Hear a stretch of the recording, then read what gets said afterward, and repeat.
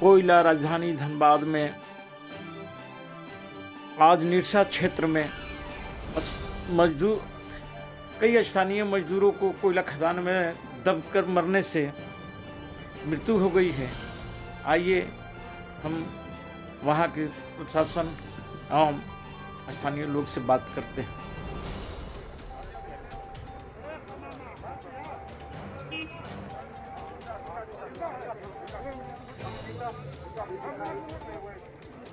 और जिंदा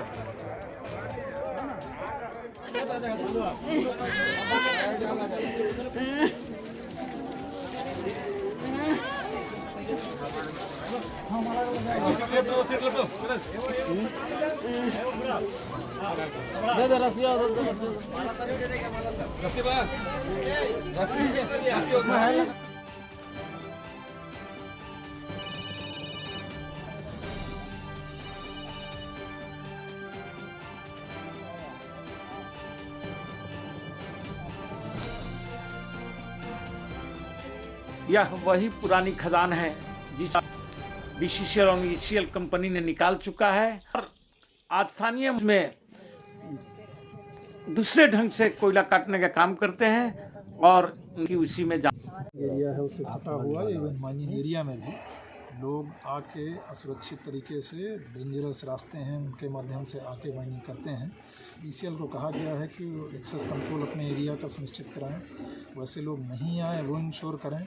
उनके द्वारा कहा गया कि कई बार बड़ी संख्या में भीड़ आ जाती है, तो ऐसे मामलों में FIR दर्ज कराने का भी निर्देश दिया गया है ताकि हम लोग ये फाइंड आउट कर सकें कि कौन लोग हैं जो संगठित तरीके से लोगों को सुरक्षित क्षेत्रों में माइनिंग के लिए भेजें। धन्यवाद सर। निरसा फील्ड में दुर्घटना हुई है खदानों में, केवल कपासरा में नहीं हुआ है, कपासरा में हुआ, दहीबाड़ी में हुआ, गोपीनाथपुर में हुआ, तीन जगह में दुर्घटना हुई। और ये दुर्घटना जानबूझकर नहीं हुआ है, ये कराया गया है। इसमें हमारे बीसीसीएल, ईसीएल के पदाधिकारीगण और CISF का बहुत बड़ा हाथ है और दोनों की मिली भगत के चलते ही ये दुर्घटना हुई है, जिसमें पुलिस के अनुसार अभी तक 5 लोगों की मृत्यु हुई है, लेकिन वहाँ के स्थानीय लोगों का कहना है कि लगभग 1 दर्जन लोग इस दुर्घटना में मरे हैं। स्थानीय जो निरसा फील्ड में सफ़ेद पोश लोग जो घूमते हैं, जो तथाकथित नेता बनते हैं, हमको लगता है कि कहीं ना कहीं इन्वॉल्वमेंट है, जिसका स्थानीय पुलिस से साठगांठ है। मैं ऑल इंडिया से मांग करना चाहता हूं कि जो भी मृतक के परिवार हैं उनको कम से कम 10-10 लाख का मुआवजा दिया जाए और मृतकों के परिवार के एक आदमी को कम से कम नौकरी दिया जाए। आज तक मैंने ऐसा घटना नहीं देखा था अपने आँखों से कि जिनको JCB से जिस तरह कोयला निकाला जाता है उस तरह वो आदमी को निकाला गया। मैं इस घटना से बहुत मर्माहत हूँ और मैं ईसीएल प्रबंधक से मांग करता हूँ कि जिनके परिवार के लोग उसमें दबे हैं उनके परिवार को कम से कम एक नियोजन के आधार पर उनको नौकरी दिया जाए।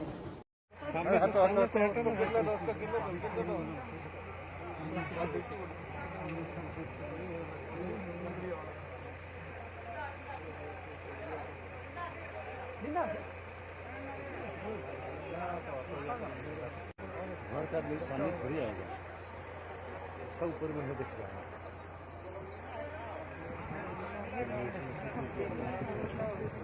ले लेते हैं।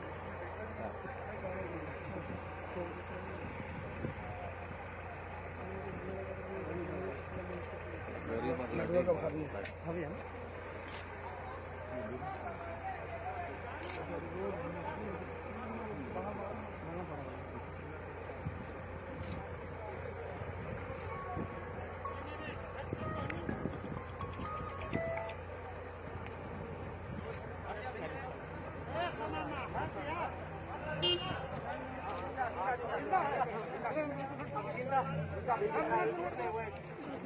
अरे जिंदा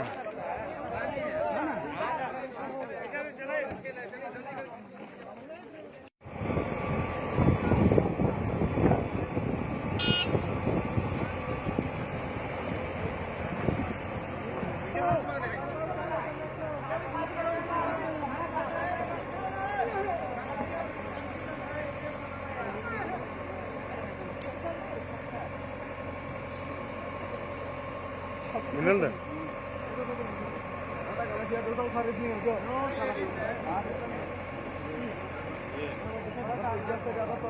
बेटा लेडीज ना वो जिसका पैर दिख रहा था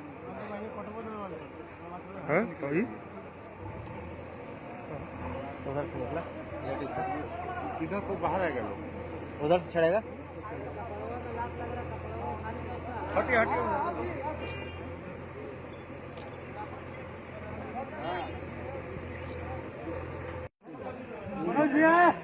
ऊपर में थी उसको ऑक्सीजन मिल रहा था पत्थर एक सपोर्ट अरे इधर दीजिए तो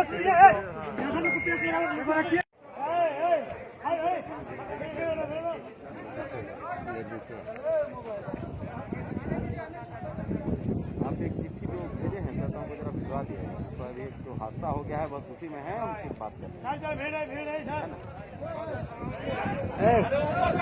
ऊपर से हटो यार ऊपर से और भी गिर सकता है देखता ये सब गिरेगा वो गिरेगा पीछे जाओ तुम लोग दस रहा पीछे जाओ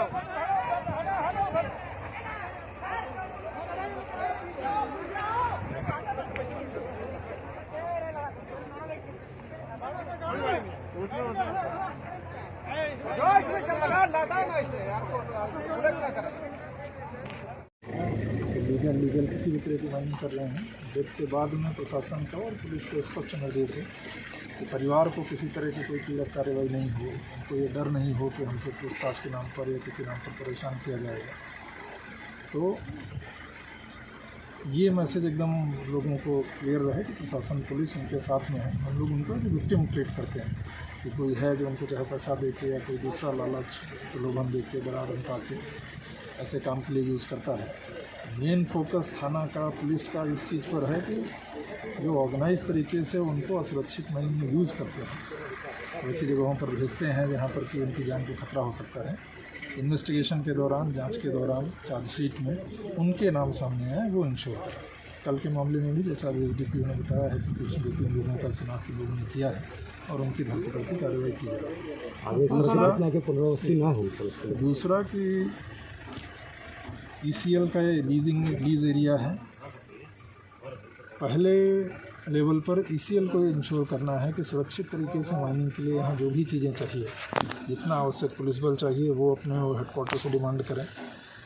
लॉ एंड ऑर्डर की या उस तरह की कोई विशेष परिस्थिति उत्पन्न होती है, स्थानीय थाना पुलिस प्रशासन उनका सहयोग लें, लेकिन डे टू डे सुरक्षित माइनिंग के लिए जितना भी सीआईएसएफ बाकी माइन सिक्योरिटी फोर्स उनको चाहिए उसकी व्यवस्था करें, उसका निर्देश दिया गया है।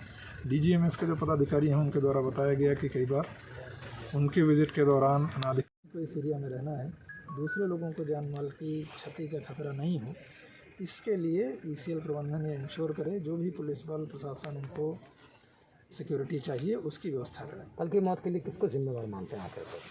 देखिए मैंने जो अभी आपको बताया कि कुछ ऐसे लोग ज़रूर हैं जो कि ऑर्गेनाइज तरीके से लोगों को एज ए लेबरर यूज़ करके उनको पैसा देके उनको ऐसी जगहों पर माइनिंग के लिए भेजते हैं जहाँ की उनकी जान माल को कई बार खतरा होता है।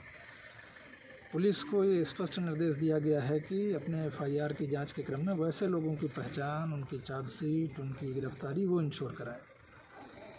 प्रबंधन की जिम्मेवारी नहीं मानते हैं सर कि किसी उनके एरिया है, लीज एरिया है जो बंद पड़े हैं, मान लीजिए वैसे खदान को भराई करने की आवश्यकता है, इस तरह की घटनाएं नहीं हो। अभी मैंने आपको बताया कि पहली रिस्पॉन्सिबिलिटी माइनिंग एरिया को सुरक्षित करने की, कंटेन करने की ईसीएल प्रबंधन की है। उसके लिए जो आवश्यक पुलिस बल, सीआईएसएफ, बाकी उनकी माइन सिक्योरिटी वगैरह चाहिए वो इनको इंश्योर कराना है। जहाँ नहीं करा रहे हैं उसमें डीजीएमएस ने कुछ ऑब्जर्वेशन वगैरह दिए हैं, प्रशासन के स्तर से उनको निर्देश दिया गया है कि उनकी भी ज़रूरत होगी तो अकाउंटेबिलिटी फिक्स की जाएगी। आपके एरिया में लोग आते हैं, आप उस चीज़ की एफआईआर दर्ज कराएं। कई बार होता है कि उनको सिर्फ पुलिस को बुला के हटा दिया गया कि लोग आ गए, लेकिन उससे नहीं होगा। अगर 200-100 लोग जैसा बता रहे हैं कि कई बार भीड़ के रूप में आ जाते हैं, तो उस चीज़ की FIR दर्ज होनी चाहिए, क्योंकि उनकी जो आ रहे हैं उनकी भी जान को खतरा है। तो ये भी स्पष्ट निर्देश दिया गया है कि जब इस तरह की घटनाएं हों तो उन्हें FIR कराएं और देन फिर पुलिस इन्वेस्टिगेशन के दौरान चिन्हित करे कि कौन लोग हैं। तो ECL प्रबंधन की बिल्कुल इस चीज़ के लिए जिम्मेवारी है कि उनके एरिया में कोई असुरक्षित काम नहीं। आपने गोपीनाथ को अभी भी अगर ढह गया तो इसमें कोई बहुत बड़ी बात नहीं है। अभी हम लोग ने सर ये फ्लाई ऐश का भी बीच में छोटा था, एक्चुअली बीच में चलने का, तो फ्लाई ऐश में थोड़ा सा ऑब्स्ट्रक्शन आ गया था लोकल पीपल से। अभी फिर हम लोग उम्मीद है कि कल से हम लोग फिर चालू कर देंगे। फ्लाई ऐश होने से थोड़ा सा फास्ट हो जाएगा। पूछ रहे हैं कि इस एरिया के लिए आपका SOP क्या है, इसको क्या करना है आपको? फिल्म ही करनी है। और ये कब से कुछ हाँ, ये करते आ रहे हैं ना, ये करते भी आ रहे हैं ना। फ्लाई ऐश से तो कल्पेशन सही, हाँ, मिट्टी ही ठीक रहेगा ना सर? फ्लाई ऐश मिट्टी में एक्चुअली टाइम लग रहा है ना जी, इसलिए क्या विरोध है उनका? उनका है कि पानी उनी का प्रॉब्लम आता है। फ्लाई ऐश में एक्चुअली यूज होता है, लेकिन उसमें पूरा ग्राउंड वाटर कंटामिनेशन होने का थोड़ा दिखता है। अच्छा, तो इसलिए जैसे ये आपका माइन कब कंप्लीट हुआ, कितना दिन से ऐसे पड़ा है? मतलब 2 ईयर्स से। क्या प्रावधान है कि आपको छोड़ने के कितने दिन के बीच भर लेना? उतना चालू कर दिए हैं, हम लोग काफ़ी भरे हैं, ऑलमोस्ट 200 मीटर भर चुके हैं।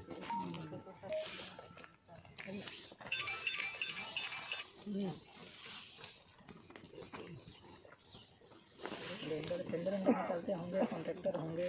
नहीं, ये तो हमारा डिपार्टमेंटल हाउस है, ये डिपार्टमेंट है हाईली अनस्टेबल।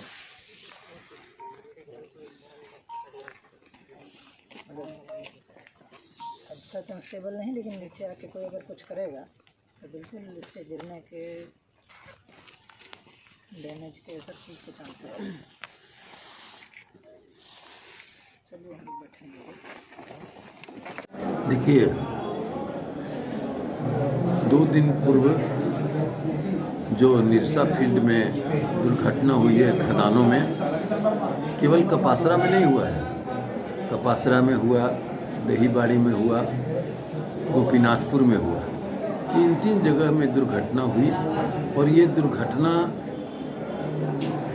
जानबूझकर नहीं हुआ है, ये कराया गया है। इसमें हमारे BCCL, ECL के पदाधिकारीगण और CISF का बहुत बड़ा हाथ है, और दोनों की मिली भगत के चलते ही ये दुर्घटना हुई है, जिसमें पुलिस के अनुसार अभी तक 5 लोगों की मृत्यु हुई है, लेकिन वहाँ के स्थानीय लोगों का कहना है कि लगभग 1 दर्जन लोग इस दुर्घटना में मरे हैं। हम एक चीज़ और बताना चाहते हैं कि CISF और ऑल इंडिया के पदाधिकारियों के अलावा स्थानीय जो निरसा फील्ड में सफ़ेद पोश लोग जो घूमते हैं, जो तथाकथित नेता बनते हैं, हमको लगता है कि कहीं ना कहीं इन्वॉल्वमेंट है, जिसका स्थानीय पुलिस से साठगांठ है। मैं ऑल इंडिया से मांग करना चाहता हूं कि जो भी मृतक के परिवार हैं उनको कम से कम 10-10 लाख का मुआवजा दिया जाए, और मृतकों के परिवार के एक आदमी को कम से कम नौकरी दिया जाए। इसलिए कि ये ऑल इंडिया के प्रबंधन के लापरवाही के चलते ये दुर्घटना घटी है, क्योंकि अगर मुहाना बंद हो जाता तो कोई भी आदमी अंदर नहीं घुस सकता था और उनकी मृत्यु नहीं होती। क्या इसमें ये जो आउटसोर्सिंग कंपनी है उन लोगों का भी दोष है क्या इसमें?